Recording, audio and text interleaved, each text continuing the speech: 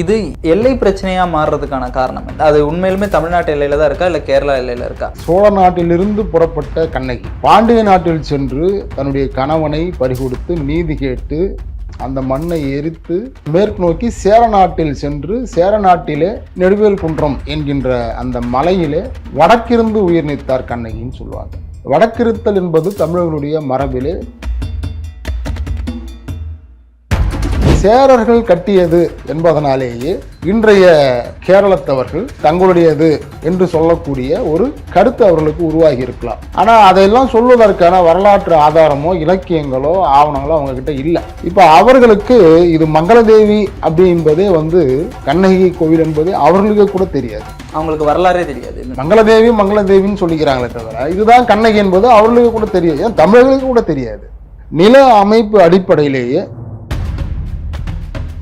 என்னன்னா இந்த எல்லை பிரச்சனை அப்படிங்கிறது மொழிவழி மாநிலம் உருவாகும் பொழுது தமிழ்நாட்டில் திராவிட அரசியல் மேலிருந்து வந்த காலகட்டம். அப்படிதான் நம்ம தேனி மாவட்டத்தில் இடுக்கி, தேவிகுளம், பீர்மேடு, பாலக்காடு இது எல்லாத்தையும் நம்ம பலி கொடுத்துட்டோம். அதனால இன்னொரு தந்திரத்தையும் கையாளுறாங்க. 80, 82, 83 காலகட்டத்தில் இந்த சாலையெல்லாம் போடுற அதே காலகட்டத்தில் தான் இன்னொரு தந்திரத்தையும் கையாளுறாங்க. ஒரு துர்க்கை அம்மனை கொண்டு போய் அங்கே வச்சிடறாங்க, கண்ணகி கோயிலில் வச்சிடறாங்க. அந்த துர்க்கை அம்மனை வணங்குவதற்காக நிறைய மலையாளிகளை அங்கே வர வைக்கிறாங்க. இல்லை, அது துர்க்கை அம்மன் கோயில் கேரள எல்லையில் இருக்கு.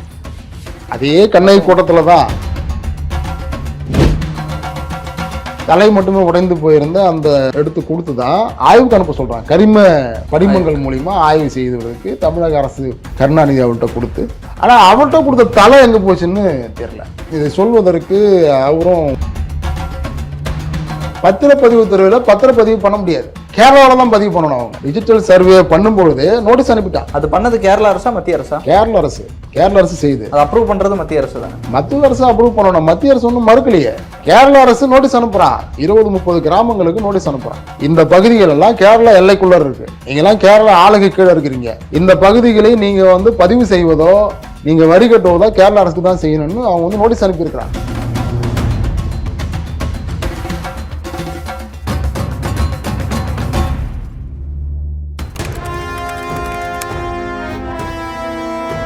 கண்ணகி மதுரையில் வாழ்ந்த பிள்ளை வனவேசமா வெளியேறி மங்களதேவின்ற இடத்துல ராவிச்சிருக்கு. கண்ணகி கோயில்ல பூரா இடிஞ்சு பெரிய கோவம் மாதிரி இருக்குது. சித்ரா பௌர்ணமி டயத்துல மாத்திரம்தான் கோயிலை பார்க்க போக விடுவாங்க. அந்த நாளுக்கு மட்டும் விடுவாங்க, மற்ற நாளுக்கெல்லாம் அங்க போக விட மாட்டாங்க. இல்லாத சமயத்துல ஃபாரஸ்ட் டிபார்ட்மெண்ட் அங்க அனுமதிக்காது. நீதி கேட்கும் கண்ணகி மே 1 முதல் மீடியா 24/7 தமிழில். நேயர்களுக்கு வணக்கம். நம்மோடு தமிழ் தேச விடுதலை கட்சியின் தலைவர் மரியாதைக்குரிய செந்தமிழ் குமரன் அவர்கள் இருக்காங்க. சார் வணக்கம். வணக்கம். கண்ணகி கோயில் எல்லை பிரச்சனை சர்ச்சை பல காலமாக போயிட்டே இருக்கு. இப்போ போல வருஷம் ஒரு தடவை மக்கள்லாம் வழிபட திறந்திருக்காங்க. இந்த கண்ணகி கோயிலோட வரலாறு என்ன? இது ஏன் எல்லை பிரச்சனையா மாறுச்சு? கண்ணகி தமிழர்களுடைய காப்பிய தலைவி. கண்ணகியை நம் தமிழ் தாய் என்று கூட சொல்லக்கூடிய அளவிற்கான வரலாற்று பெருமைகள் கண்ணகிக்கு இருக்கு. அடிப்படையில் சிலப்பதிகாரம் என்கின்ற இலக்கியம் தமிழர்களுடைய இலக்கியங்கள், அது சங்க காலத்தினுடைய கடைக்கால இலக்கியமாக இருந்தாலும் சரி, முந்தைய இலக்கியமாக இருந்தாலும் சரி, பொதுவாகவே தமிழுடைய இலக்கியங்கள் கடவுளை மையப்படுத்தியோ இல்லாததை மையப்படுத்தியோலாம் வராது. அது ஒரு அறம் சார்ந்த இலக்கியங்கள் தமிழ் இலக்கியங்கள். அந்த அறத்தை மீறினால் என்ன நடக்கும்? அப்போ அறம் சார்ந்து இருக்கக்கூடிய ஒரு அரசன் அறத்தை மீறி செயல்பட்டால் என்ன நடக்கும் என்பதை மக்களுக்கு, மன்னர்களுக்கு உணர்த்தக்கூடிய ஒரு குடிமக்கள் காப்பியமாக இளங்கோவடிகளால் உருவாக்கப்பட்டது தான் அந்த சிலப்பதிகாரம். அப்போ அந்த சிலப்பதிகாரம் என்கின்ற காப்பியம் கண்ணகியினுடைய அந்த வீரத்தையும் தீரத்தையும் அவருடைய நீதி கேட்கின்ற அந்த பாங்கையும் அரசியல் பிழைத்தோருக்கு அறமே கூற்றாகும் என்கின்ற அந்த வழக்காட்டையும் தமிழ் மக்களுக்கு பதிய வைத்திருக்கின்றது. இது ஒரு குடிமக்கள் காப்பியம் என்கின்ற அடிப்படையில் குடிமக்களால் அது மிகப்பெரிய அளவில் ஏற்றி போற்றப்பட்டு அது மக்கள் கண்ணகியை தங்களுடைய வழிபாட்டுக்குரியவராக குலதெய்வமாக வணங்கக்கூடிய போக்குகள்லாம் உருவாகி தமிழர்களுடைய மரபிலே, வாழ்வியலிலே, வழிபாட்டிலே பிரிக்க முடியாத ஒரு வரலாற்று காப்பியமாக கண்ணகி மாறி இருக்கிறார். இதுதான் அவருடைய முக்கியத்துவமான சிறப்பு. ஓகே, இது எல்லை பிரச்சனையா மாறுறதுக்கான காரணம் என்ன? அது உண்மையிலுமே தமிழ்நாட்டு எல்லையில தான் இருக்கா, இல்லை கேரளா எல்லையில இருக்கா? சிலப்பதிகாரம் என்பது அது உருவான காலகட்டம் 2ஆம் நூற்றாண்டு. அப்போ சேர சோழ பாண்டியர்கள் தமிழ்நாட்டில் இருந்தாங்க. இன்னைக்கு இருக்கிற மாதிரி கேரள நாடு இல்லை அன்னைக்கு. அப்போது சேர மன்னர்கள் தான் கண்ணகிக்கு கோயில் எடுக்கிறாங்க. அதாவது சோழ நாட்டிலிருந்து புறப்பட்ட கண்ணகி, பூம்புகார், காவிரி பூம்பட்டினம், அந்த சோழ நாட்டிலிருந்து புறப்பட்ட கண்ணகி பாண்டிய நாட்டில் சென்று தன்னுடைய கணவனை பறிகொடுத்து நீதி கேட்டு அந்த பாண்டிய மன்னனுடைய அரசவையிலே மிக பெரும் சூளுரைத்து அந்த மண்ணை எரித்து மேற்கு நோக்கி சேர நாட்டில் சென்று சேர நாட்டிலே நெடுவேல் குன்றம் என்கின்ற அந்த மலையிலே வடக்கிருந்து உயிர் நீத்தார் கண்ணகின்னு சொல்லுவாங்க. வடக்கிருத்தல் என்பது தமிழர்களுடைய மரபிலே தன் வாழ்வை முடித்து கொள்ளக்கூடிய ஒரு செயல்பாடு. வடக்கிருந்து இறப்பது என்பது வடக்கு நோக்கி தவம் இருப்பது. தன்னுடைய இலக்கு முடிந்து விட்டது என்று சொன்னாலோ, தான் இந்த மண்ணில் வாழ வேண்டிய தேவையில்லை என்று சொன்னாலோ, தன்னுடைய உடலை வருத்தி கொண்டு உயிரை போக்கிக் கொள்வது வடக்கிருத்தல். அது சித்தர்களுடைய ஒரு மரபு. தமிழர்களிடம் அந்த மரபு இருந்திருக்கிறது. அந்த வடக்கிருந்து உயிர் நீத்தவர் கண்ணகி. அப்போ வடக்கிருந்து உயிர் நீத்த அந்த கண்ணகி அந்த மலைத்தொடரிலே அவர்கள் செல்லும் பொழுது அந்த பகுதியில் இருக்கக்கூடிய பழங்குடி மக்கள் கண்ணகியினுடைய அந்த தவத்தையும் அவர் உயிர் துறந்ததையும் அந்த சேர மன்னனுக்கு சொல்லி அவர்தான் அந்த கோவிலை கட்டி எழுப்புகிறார். அதில் சேரன் செங்குட்டுவன், ஆமாம், சேரன் செங்குட்டுவன் தான் அந்த கோவிலை கட்டி எழுப்புறார். அது கடல் மட்டத்திலிருந்து 5000 அடி உயரத்தில் இருக்கக்கூடிய மலை. அது அந்த மலையில் கண்ணகிக்கு கோட்டம் அமைத்து அந்த கோட்டத்திலே இமயமலையிலிருந்து கொண்டு வந்த கல்லால் கண்ணகி சிலையை வடிவமைத்து அவர் தான் அதை கட்டுறார். அப்போ சேரர்கள் கட்டியது என்பதனாலேயே இன்றைய கேரளத்தவர்கள் தங்களுடையது என்று சொல்லக்கூடிய ஒரு கருத்து அவர்களுக்கு உருவாகி இருக்கலாம். ஆனால் அதையெல்லாம் சொல்வதற்கான வரலாற்று ஆதாரமோ இலக்கியங்களோ ஆவணங்களோ அவங்கக்கிட்ட இல்லை. ஆனால் அங்கே மண்ணில் அவர் வடக்கிருந்து நோன்பிருந்து அந்த மரித்ததனால் அந்த மண்ணிலேயே அவர் ஒரு வணங்கும் வழிபாட்டுக்குரியவராக மாறினதுனால அந்த கேரளாவில் மங்களதேவி என்ற பெயரிலும் இன்னும் பல்வேறு பெயர்களிலும் கேரள மலையாளிகள் வணங்குகின்றார்கள், கண்ணகியை வணங்குகின்றார்கள். இப்போ அவர்களுக்கு இது மங்களதேவி அப்படி என்பதே கண்ணகி கோவில் என்பதே அவர்களுக்கே கூட தெரியாது. அவங்களுக்கு வரலாறே தெரியாது. அவர்களுக்கே கூட அது கண்ணகி, இதுதான் கண்ணகி என்பது தெரியாது. மங்களதேவி மங்களதேவின்னு சொல்லிக்கிறாங்களே தவிர இதுதான் கண்ணகி என்பது அவர்களுக்கு கூட தெரியாது. ஏன் தமிழர்களுக்கு கூட தெரியாது. நீண்ட காலம் ஆயிடுச்சு. அப்போது தமிழ்நாட்டை சேர்ந்த ஒரு தமிழ் ஆசிரியர், பேராசிரியர், அவர் ஆய்வாளர் கோவிந்தராஜ் ஐயா 18 ஆண்டுகள் பயணிக்கிறார். சிலப்பதிகாரத்தை எடுத்து அங்கே இளங்கோவடிகள் என்னென்னலாம் எழுதியிருக்கிறாரோ அந்த வழியிலேயே அவர் பயணிக்கிறார். பயணித்ததன் வழி தான் அவர் என்ன பண்ணுறாருனாக்கா அந்த பனியங்குடி மேலே இருக்கக்கூடிய நெடுவேல் குன்றம், அந்த நெடுங்குன்றம், சுருளி அருவின்னு சொல்கிறாங்க, அந்த பகுதியில் சுருளி மலைன்னு சொல்கிறாங்க. அந்த பகுதிக்கு போய் அவர் அதை ஆய்வு செய்து இது கண்ணகி கோட்டம் இதுதான் என்பதை கல்வெட்டுகள் மூலமாக அவர் ஆய்வுக்கு எடுத்துக்கிறார். அதில் பிற்கால சோழர்களுடைய கல்வெட்டும் இருக்குது, மாரவர்ம பாண்டியனுடைய கல்வெட்டும் இருக்குது. அந்த கல்வெட்டுகளை ஆய்வு எடுத்துக்கிறாரு. மங்களதேவி, மங்கள மடந்தை என்கின்ற சொற்றொடர்லாம் அதில் இருக்குது. அங்கே இருந்த கண்ணகியினுடைய அந்த சிலை, அந்த சிலையினுடைய கல், அது எத்தனை ஆண்டுகள் பழமையானது, அது உண்மையிலேயே இமயமலையிலிருந்து எடுத்துன்னு வந்த கல் தானான்ற ஆய்வுக்கு அனுப்புகிறாங்க. அந்த ஆய்வின் முடிவில் தான் 1945 தொடங்கிய பயணம் 1963 அவர் அறிவிக்கிறார். 65 அன்னைக்கு நடந்த உலகத்தமிழ் மாநாடுன்னு நினைக்கிறேன். அதற்கு பிறகு அவங்க தமிழக அரசின் சார்பாகவே பின்னால் அறிவிக்கப்படுது. அப்போது இதற்கு பிறகுதான் அது கண்ணகி கோவில் என்கின்ற புரிதல் தமிழர்களுக்கும் மலையாளிகளுக்குமே ஏற்படுது. அதுவரையில் மங்களதேவி என்கின்ற பெயரில் தமிழர்கள் வழி வழியாக கொண்டாடி வர்றாங்க. அதை கண்ணகி தான் அவங்கன்னு சொல்றவங்களும் இருப்பாங்க. ஆனால் அதை வந்து உலகத்திற்கு இதுதான் கண்ணகி கோட்டம், இதுதான் கண்ணகி கோவில். சிலப்பதிகாரம் என்பது அது ஒரு கற்பனை கதை மட்டுமல்ல, அதுல புனைவுகள் இருக்கலாம், ஆனால் அது நடந்த விஷயத்தினுடைய ஒரு புனைவு தான் அது அப்படிங்கிறதெல்லாம் இவர் தான் நிரூபிக்கிறார். அந்த இடங்கள்லாம் வருது இல்லையா, அப்போ நிரூபிக்கும் போது அது வரலாற்று சான்றுகளோடு நிரூபிக்கப்படும் பொழுது அப்போ இதுதான் கண்ணகி அப்படின்பது கேரள மலையாளிகளுக்கு ஒரு பெரிய உறுத்தலை வந்து உருவாக்குது. அதிலிருந்து அந்த மங்களதேவி என்கின்ற அந்த கண்ணகி கோயிலை அவர்கள் கைப்பற்றுவதற்கான முயற்சி அவர்கள் எடுத்துக்கொண்டே இருக்கிறார்கள். அவங்ககிட்ட ஆதாரம் இல்லைங்கிறதுனால அத்துமீறி குறுக்கு வழிகளில் அவர்கள் கைப்பற்றதும் முயற்சிக்கிறாங்க. இதனால தான் கண்ணகி கோயில் யாருடையது என்கின்ற பிரச்சனை உருவாகிருக்கிறது. ஆனால் வெள்ளக்காரன் காலகட்டத்திலிருந்து அதற்கு முன்னாடியும் சரி இன்றைக்கும் சரி கண்ணகி கோவில் இருப்பது நில அமைப்பு அடிப்படையிலேயே தமிழ்நாடு நிலத்தில் தான் இருக்குது. இப்போ இருக்கிற எல்லை பிரிச்சு அடிப்படையிலே தமிழ் நிலத்தில் தான் இருக்குது. நீங்கள் பளியங்குடியிலிருந்து நெடுங்குன்றத்துக்கு ஏறக்கூடிய மலைத்தொடர்கள் இல்லை, அந்த மலைத்தொடர் முடிகிற இடத்துல அதுக்கு அடுத்து தான் கேரளா. மலைத்தொடர் முடியக்கூடிய இடத்துல அந்த அந்த அந்த ஒரு சமவெளி இருக்கு, ஒரு 30 அடி 40, அதில் தான் அவன் சாலை போட்டிருக்கான். அதுவே தமிழ்நாட்டு எல்லை, அது பிரியும். சாலை போடுவதனால அவங்க உரிமை ஆயிரும். அது அதாவது இப்போ வந்து என்ன பிரச்சனைன்னா, தமிழ்நாட்டிலையும் வந்து ஏற்கனவே சாலை இருந்திருக்குது, பனியங்குடி வழியாக தான் போக முடியும், அவங்களுக்கு சாலை கிடையாது.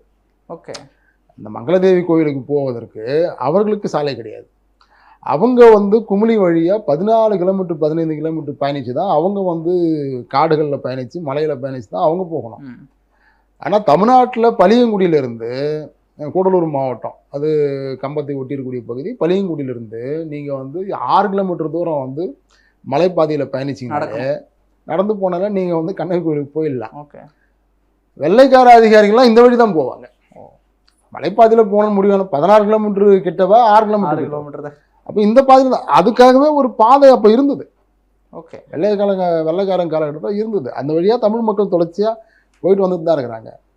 இப்போ என்னன்னா, இந்த எல்லை பிரச்சனை அப்படிங்கிறது வந்து மொழி வழி மாநிலம் உருவாகும் பொழுது தமிழ்நாட்டுடைய நிலங்களை எல்லாம் தெலுங்கர்கள், கன்னடர்கள், மலையாளிகள் பிடுங்கிக்கிறாங்க.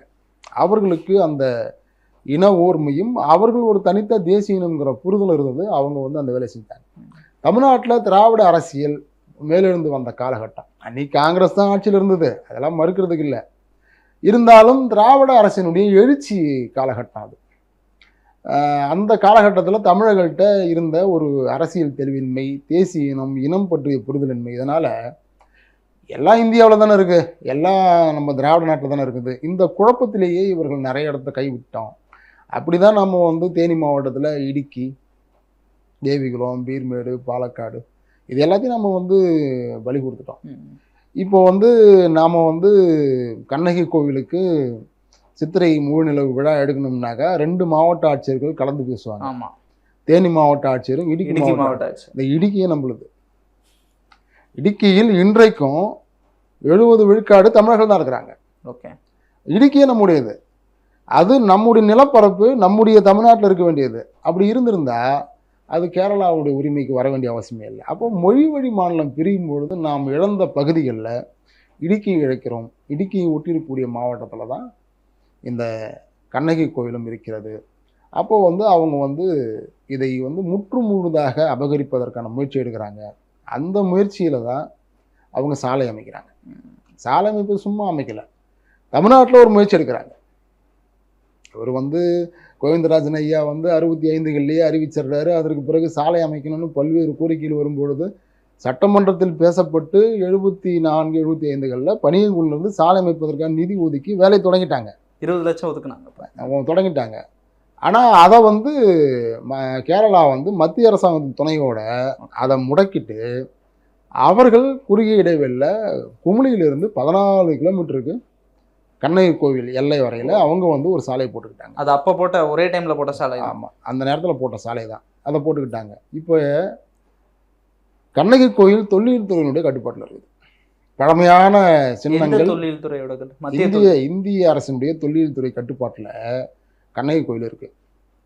அந்த கண்ணகி கோவிலில் இருக்கக்கூடிய தொல்லியல் அதிகாரிகள் அதை போய் பாதுகாக்கணும் போன வரணும்னா இப்போ எந்த வழிக்கு போவாங்க? அங்கே தான் அப்படி தான் போவாங்க. அப்போது சாலை அமைத்ததுனாலேயே அவர்கள் கேரள அரசிடம் அதை பாதுகாக்கக்கூடிய உரிமையை தாரவாக்குறாங்க. அந்த கேரள தொல்லியல் துறையில் தாரவாக்குறாங்க. இது ரெண்டுமே திட்டமிட்டது.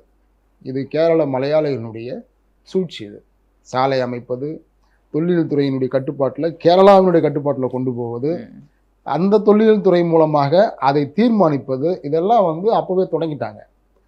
அதுக்கு பிறகு அவங்க என்ன பண்ணுறாங்கன்னா, கண்ணகி மங்களதேவி, கண்ணகி என்பது ஒரு வரலாற்று சிறப்பு மிக்க தமிழர்களுடைய வழிபாட்டுக்குரிய தெய்வம். அது காப்பிய தலைவி. நாம் என்னதான் தலைகை நின்னாலும் கண்ணகியை மலையாளிகள் கைப்பற்ற முடியாது. அதனால் இன்னொரு தந்திரத்தையும் கையாளுறாங்க. 80, 82, 83 காலகட்டத்தில் இந்த சாலையெல்லாம் போடுற அதே காலகட்டத்தில் தான் என்ன இன்னொரு தந்திரத்தையும் கையாளுறாங்க. ஒரு துர்க்கையம்மனை கொண்டு போய் அங்கே வச்சிடுறாங்க. ஓகே, மலையாளிகள் ஒரு துர்க்கையம்மனை கொண்டு போய் அந்த கண்ணகி கோயில் பார்க்க முடியுது, கண்ணகி கோயிலில் வச்சிடுறாங்க. அந்த துர்க்கையம்மனை வணங்குவதற்காக நிறைய மலையாளிகளை அங்கே வர வைக்கிறாங்க. ஆக்சுவலி அது துர்க்கையம்மன் கோயில் வந்து கேரளையில் இருக்கு. அதே கண்ணகி கோட்டத்தில் தான். கண்ணகி கோட்டத்தில் கண்ணகிக்கு ஒரு சிலை இருப்பது மாதிரி அந்த பக்கம் பார்ப்பனர், அந்த நம்பூதிரி பார்ப்பனர்களை வைத்து பூஜை செய்வதற்காக ஒரு துர்க்கையம்மன் கோயிலை வந்து உருவாக்குறாங்க. ஓகே, சிலையை வச்சு அதை ஒரு கோயிலாக மாற்றுறாங்க. அதுக்கு மலையாளிகள் வருவாங்க. கண்ணகி வழிபாட்டை குறைத்து துர்க்கையம்மன் வழிபாட்டை அதிகப்படுத்துவதன் மூலமாக அந்த கண்ணகி கோட்டத்தையும் கண்ணகி கோயிலையும் தங்கள் வயப்படுத்திக்கிறதுக்கான முயற்சி. அந்த சூழலில் தான் கண்ணகி சிலை உடைக்கப்பட்டது. இப்போ இருக்கிற கண்ணகி சிலை வந்து கால் மட்டும்தான் இருக்கும். அதாவது சந்தனத்தால் வருஷம் வருஷம் இது பண்ணுவாங்க தானே, அது உடைச்சிட்டாங்கல்ல. இப்போ இருக்கிறது வந்து கால் மட்டும்தான் இருக்கும். ஓகே, இடுப்போ தலையோ இருக்காது.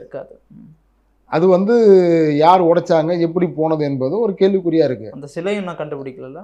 அந்த சிலையை பற்றி 2 கருத்துக்கள் இருக்கு. ஒன்று, இந்த சிலையை வந்து தலை மட்டுமே உடைக்கப்பட்டு தனியாக இருந்த ஒரு பாகத்தை எடுத்து அவர் கோவிந்தராசன், பேராசிரியர் கோவிந்தராசன் அவர்கள் அந்த தலைபாகத்தை மட்டுமே எடுத்து இதை ஆய்வுக்கு அனுப்புங்க அப்படின்னு சொல்லி ஆய்வுக்கு அனுப்புவதற்காக அன்றைக்கு வந்து முதலமைச்சராக இருந்த கருணாநிதி அவர்கிட்ட கொடுத்து அவர் ஆய்வுக்கு அனுப்பி அந்த ஆய்வின் முடிவுக்கு பிறகு தான் தமிழ்நாடு அரசாங்கம் அறிவிச்சது இதுதான் கண்ணகி கோட்டம் அப்படின்னு ஒரு தகவல் இருக்கு. தலை மட்டும் எடுத்து அந்த தலை உடைந்து போயிருக்குது முதல்ல. ஓகே, அது 2000 ஆண்டு காலத்துக்கிட்ட இருக்கிறதுனால தலை உடைந்து இருக்கிறதுக்கு வாய்ப்பு இருக்கலாம். தலை மட்டுமே உடைந்து போயிருந்த அந்த எடுத்து கொடுத்து தான் ஆய்வுக்கு அனுப்ப சொல்கிறாங்க. கரிம படிமங்கள் மூலிமா ஆய்வு செய்வதற்கு தமிழக அரசு கருணாநிதி அவர்கிட்ட கொடுத்து அவர் ஆய்வுக்கு அனுப்பி அந்த ஆய்வின் முடிவை வைத்து அவர் அறிவிக்கிறாரு. இதை ஏற்றுக்கிறாரு. கோவிந்தராசன் ஐயா சொல்கிறத ஏற்றுக்கிறாரு அவர். அதுக்கு முன்னாடி சிலம்பு செல்வர் மாப்போசி தலைமையில் கோவிந்தராசன் ஐயா வந்து அறிவிச்சிடுறாரு. கோவை பகுதியில் ஒரு நிகழ்வில் அறிவிக்கிறார். இதை அரசு ஏற்றுக்கொள்வது என்பது இதை ஆதாரப்பூர்வமாக உறுதிப்படுத்திக்கிட்டு தான் அரசாங்கம் ஏற்றுக்குது. ஆனால் அவர்கிட்ட கொடுத்த தலை எங்கே போச்சுன்னு தெரில. இதை சொல்வதற்கு அவரும் உயிரோட இல்லை. அவருடன் இருந்தவர்களுக்கும் இந்த தகவல் தெரியல. தமிழக அரசும் இதை பற்றி எந்த விளக்கமும் கொடுக்கல. இப்போ தலை போச்சு. மீதி இருந்த இடைப்பகுதி அதை உடைச்சிட்டாங்க. இப்போ இருக்கிறது கால் மட்டும்தான். இப்போ கால் மட்டுமே இருப்பதனால சந்தன கூடு மாதிரி கண்ணகியினுடைய வடிவத்தை உருவாக்கி இவங்க வந்து செய்கிறாங்க. அது வந்து இந்த மங்களதேவி அறக்கட்டளை, அது தேனி பகுதியில் இருக்கிறாங்க. அந்த பளியங்குடி அந்த கூடலூர் தேனி மாவட்டத்தில் இருக்கக்கூடிய அந்த அறக்கட்டளையினர் அந்த இடத்துல அந்த முயற்சியை எடுத்துக்கிட்டு அவர்கள் அன்னதானம் வழங்குறது, மக்களுக்கு பணிவிடை செய்கிறதுன்னு அவங்க அதை எடுத்து செய்கிறாங்க.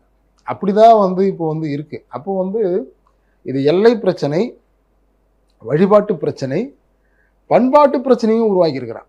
துர்க்கையம்மன் என்பது வந்து தமிழுடைய கடவுள் இல்லை. ஓகே, அது வந்து மலையாளுடைய கடவுளும் இல்லை. புரியுதுங்களா? அப்போது ஒரு வரலாற்று காப்பிய தலைவியாக இருக்கக்கூடிய தமிழர்களுடைய வழிபாட்டுக்குரிய ஒரு கண்ணகியை அழிப்பதற்கு ஒரு ஆர்எஸ்எஸ் யுக்தியை கையாண்டு அவங்க செய்கிறாங்க. அதனால் இதில் வந்து எல்லை பிரச்சனை மட்டுமல்ல, எல்லை பிரச்சனை இருக்கிறது, இனப்பிரச்சனை இருக்கிறது, நிலப்பிரச்சனை இருக்கிறது, வழிபாட்டு பிரச்சனை இருக்கிறது, வரலாற்று பிரச்சனையும் இருக்கிறது. ஓகே, 76 அந்த டைமில் தான் ஆக்சுவலி அந்த அறிவிப்பு சாலை போடுறதுக்கு நிதியெல்லாம் ஒதுக்கி அந்த டைமில் தான் எமர்ஜென்சி வந்தது. ஒரு வருஷம் அவங்க ஆட்சி கலைக்கப்பட்டது. அதுக்கப்புறம் இப்போ ஒரு 50 வருஷமாக ஏன் இந்த தாமதம் சாலை அமைக்கிறது இல்லை? அதுதான் என்னென்னா, நீங்கள் வந்து ஒரு விஷயத்தை தெளிவாக தெரிஞ்சுக்கணும்.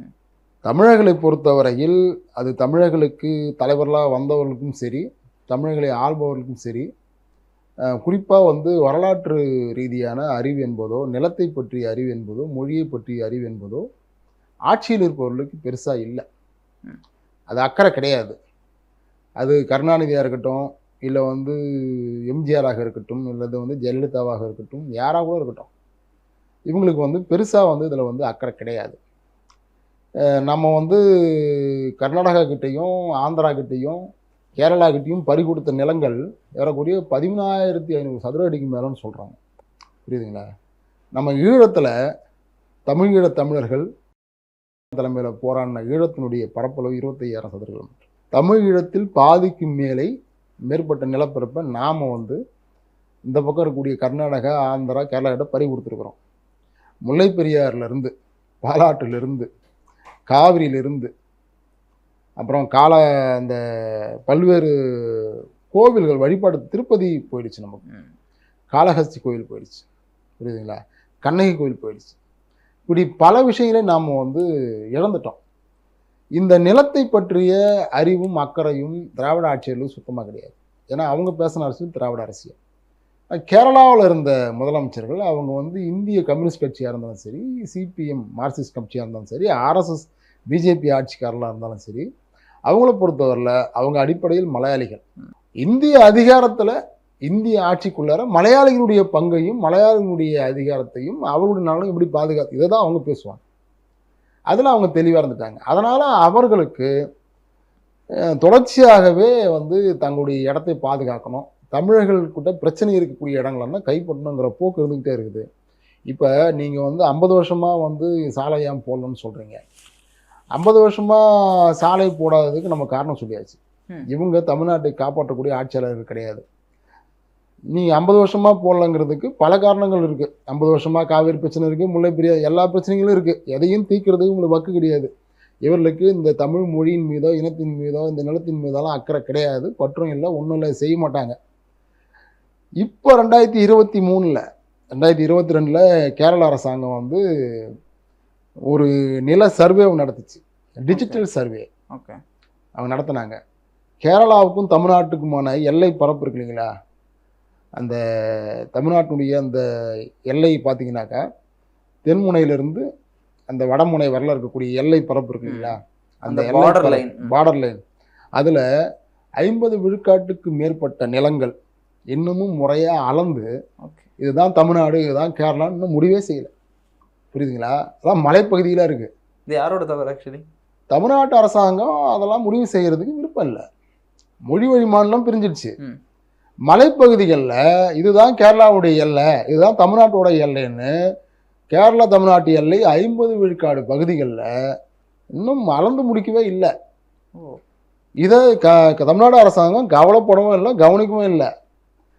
அதை தான் வந்து அவங்க வந்து என்ன பண்ணாங்கன்னாக்கா, இப்போ 2022ஆம் ஆண்டு அவர் பினராயி விஜயன் வந்து ஆயிரக்கணக்கான சர்வேயர்களை வந்து நியமித்து பல 100 கோடி ரூபாய் செலவு பண்ணி மலைப்பகுதிகளில் கேரளாவோட எல்லை அவங்க தீர்மானிச்சுக்கிட்டாங்க.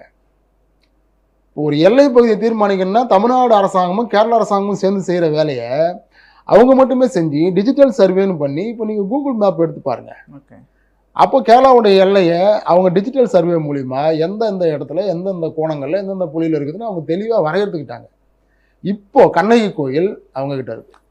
கூகுள் மேப்பில் பார்க்கும்போது அந்த எல்லை இருக்குல்ல, தமிழ்நாடு எல்லை, அதுக்குள்ள, அதாவது கேரளா எல்லைக்குள்ள அதுக்குள்ளே தான் காட்டுது லொக்கேஷன். ஆமாம், அப்போ வந்து 2022 அவங்க வந்து இந்த டிஜிட்டல் முறையை தேர்வு செஞ்சு வேலை செய்கிறாங்க, கல் நடுறாங்க. கேரள வனப்பகுதி கேஎஃப்னு, கேரளா ஃபாரஸ்ட்னு அவங்க வந்து கல் நடுறாங்க. அப்போது வந்து தமிழ்நாட்டில் இருந்த நாங்கள் பல்வேறு தமிழ் தேசிய அமைப்புகளை வைத்து கொண்டு ஒரு கூட்டமைப்பாக இணைந்து அதில் வந்து நாங்கள் வந்து தென்காசியில் வந்து அந்த எல்லை காப்பு போராட்டத்தை நாங்கள் நடத்தினோம். தமிழ்நாடு முழுக்க பெரும் பிரச்சாரத்தை செஞ்சோம். தமிழக எல்லையை காப்போம், கேரளாவிலும் இழந்த நிலங்களை மீட்போம் அப்படின்னு சொல்லிட்டு அந்த டிஜிட்டல் சர்வேவுக்கு எதிராக நாங்கள் வந்து ஒரு பெரிய பிரச்சாரத்தை சென்னையிலேருந்து தொடங்கி தென்காசி வரையில் வாகன பிரச்சாரம் செஞ்சோம். ஒரு மாத காலம் வாகன பிரச்சாரம் செஞ்சு அதற்கு பிறகு தென்காசியில் வந்து ஒரு மாநாடு நடத்துறதுக்கு திட்டமிட்டோம். இந்த மாநாடு நடத்தி அந்த நிகழ்ச்சி நடந்துகிட்டு இருக்கும்போதே தமிழக முதல்வர் கேரளாவுக்கு பயணம் செய்கிறாரு. ஆனால் இதை பற்றி பேசவே இல்லை, இதை பற்றி பேசவே கிடையாது.